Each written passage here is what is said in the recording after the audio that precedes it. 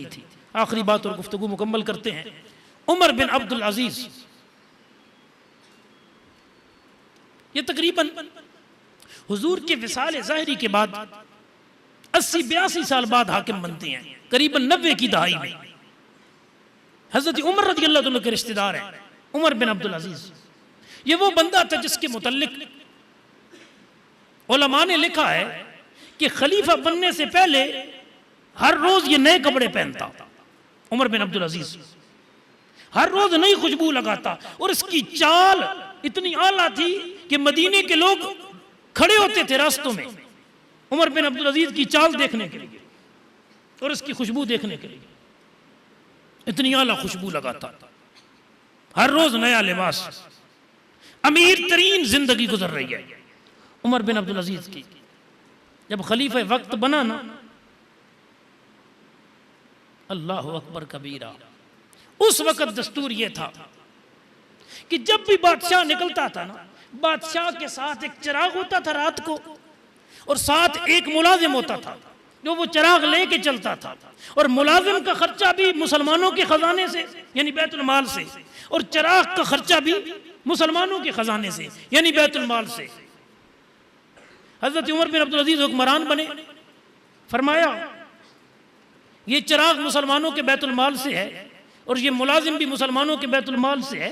अगर इसका हिसाब क़यामत के दिन मुझसे लिया गया कि तू रात को चलता था साथ रोशनी लेके और मुलाजिम लेके, मेरे लिए हिसाब देना मुश्किल, लिहाजा मुलाजिम भी वापस, चिराग भी वापस। उमर बिन अब्दुल अजीज चलेगा तो अपनी आंखों की रोशनी से चलेगा, नहीं तो अपने जेब से चिराग जलाएगा, मुसलमानों के बैतुल माल का चिराग भी नहीं जलाएगा।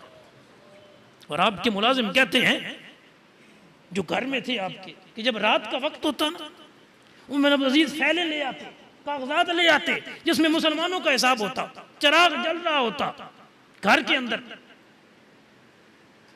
जो मुसलमानों के बैतुल माल का होता, यानी उस खास कुर्सी में वजीर आला हाउस में बैठते, वहां रोशनी बैतुल माल की होती और हिसाब करते।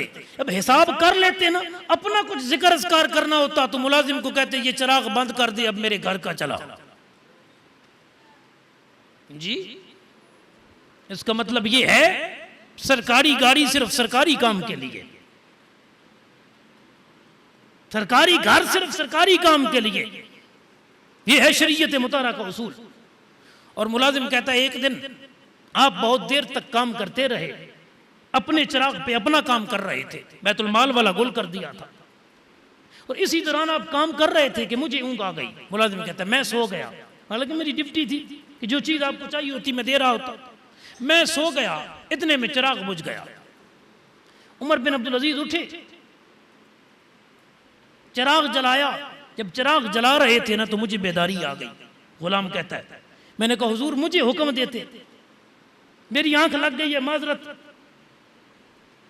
अब वक्त के हाकिम है, 60 लाख लगभग मुरब्बा मील इस्लाम की हुकूमत है, उसके हाकिम है आप, और आप खुद चिराग जला रहे हैं।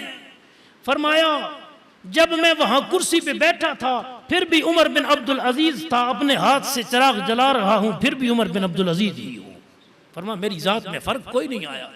ईद का दिन आया, आपकी बच्चियों ने कहा कि अबू जी कल परसों ईद है, अय्याम ईद आ रहे हैं, घर में हमारे लिए कपड़ा कोई नहीं है नया कि हम पहन सकें, तो मेहरबानी फरमाइए हमें कपड़े तो ले दीजिए। बीवी ने कहा घर में तो कोई पैसा मौजूद नहीं है कि कपड़े खरीदे, ना ही नए कपड़े मौजूद हैं। आप बैतुल माल के खाजिन के पास गए, उसे कहा कि जो मुझे तुम माहाना वजीफा देते हो ना, जो तुमने मेरा मुकर्रर किया हुआ है, मुसलमानों ने मुकर्रर किया हुआ है, ऐसा करो इस महीने का वजीफा, इस महीने की तनख्वाह मुझे एडवांस दे दो कि घर जरूरत है बच्चों के लिए। हाकिम ऐसा हो फिर रियाया कैसी होगी। खाजिन बोला, उसने कहा हजरत तनख्वाह तो मैं दे देता हूं एडवांस, लेकिन एक गारंटी मुझे आप दे दें कि तनख्वाह आपकी बननी है महीना पूरा होने के बाद, और आप पहले मांग रहे हैं मुझे लिख के दें कि महीना पूरा जिंदा रहेंगे और ड्यूटी देते रहेंगे। अगर ये गारंटी देते हैं कि आप जिंदा रहेंगे, ड्यूटी पूरी करेंगे, तो फिर तनख्वाह पूरी ले जाएं, नहीं तो फिर हजरत नाराज ना हो, मैं मुलाजिम आपका नहीं हूं, मैं तो अल्लाह उसके रसूल के दीन का मुलाजिम हूं, फिर बनती कोई नहीं है आपकी। अल्लाह अकबर। हजरत उमर बिन अब्दुल अजीज ने उसे निकाल नहीं दिया, बरतरफ नहीं कर दिया। फरमा अल्लाह तेरा भला करे, तूने उमर की अकल ठिकाने लगा दी है।